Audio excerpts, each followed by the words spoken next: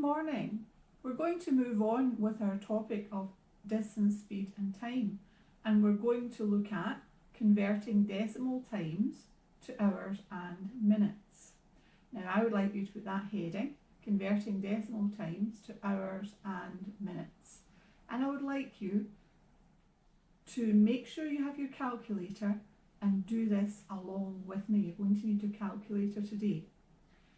Okay, so your heading, converting decimal times to hours and minutes. And on the side there, remember, if you're changing minutes to hours, you divide by 60. 120 minutes, 120 divided by 60, 2 hours.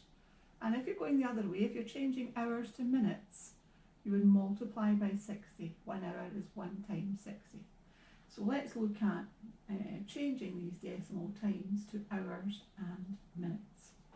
So on the table there, first of all, we are going to change 15 minutes into hours. Now 15 minutes is a fraction of a whole hour. You would take your calculator, changing minutes to hours, you would divide by 60.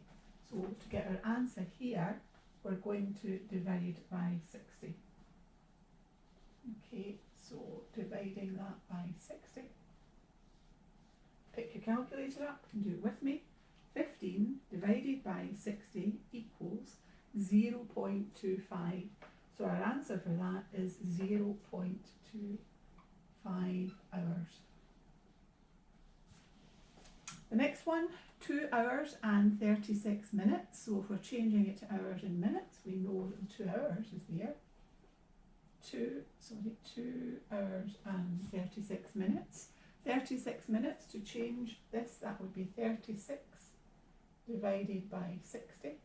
So if we do that, 36 divided by 60 is equal to 0.6. So if we're changing this into decimal times, 2 hours and 36 minutes, that would be 2.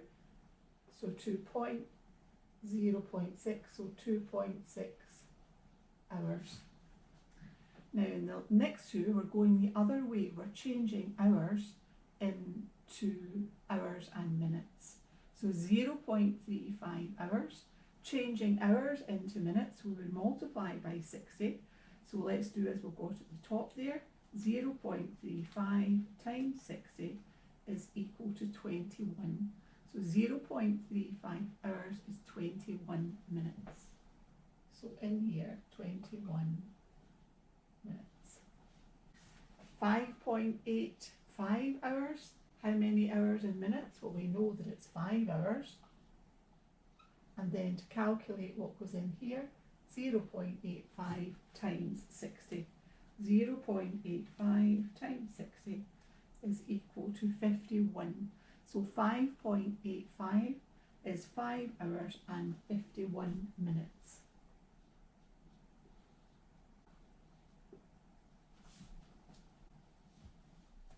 So let's continue with another couple of examples. Let's do number 2. 444 miles at 120 miles per hour. What is the total time taken? Now I've sketched the wee distance, speed, time triangle here that summarises the 3 formula for you. Let's, as we said, write down what we have. It's 444 miles, so that's the distance. The distance is equal to 444 miles at 120 miles per hour. So the speed is equal to 120 miles per hour. So it's the distance that's missing. Sorry, the time that's missing. So if you put your hand over that, you would have time is equal to distance over speed. So you select your formula. Then we're going to check our units. We've got distance, 444 miles, and speed, 120 miles per hour. So miles and miles per hour, our time then will be in hours. So let's put that in, 3 lines of working. We've done our first one. T equals D over S, so 444 over 120. And calculator then, if you would do that with me, 444 divided by 120 is equal to 3.7. 3.7 hours. Now what you'll find is that the exercise you're working on will ask you to give your time in hours and minutes. So that's like we did in the first example. We've got 3 hours and 0.7 hours. So that would be 3 hours. Now remember, to change our hours to minutes, we're multiplying by 60. So 0.7 times 60.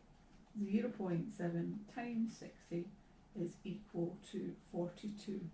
So 42 minutes. So asked to give our time in hours and minutes. 3 hours, 42 minutes. So our 3 lines of working and then our conversion at the end. Let's look at our third one. 15 kilometres at 45 kilometres per hour. Let's write down what we have. Distance is equal to 15 kilometres and the speed is equal to 45 kilometres per hour. So time again. Time is equal to distance over speed. So our first line of working, distance over speed.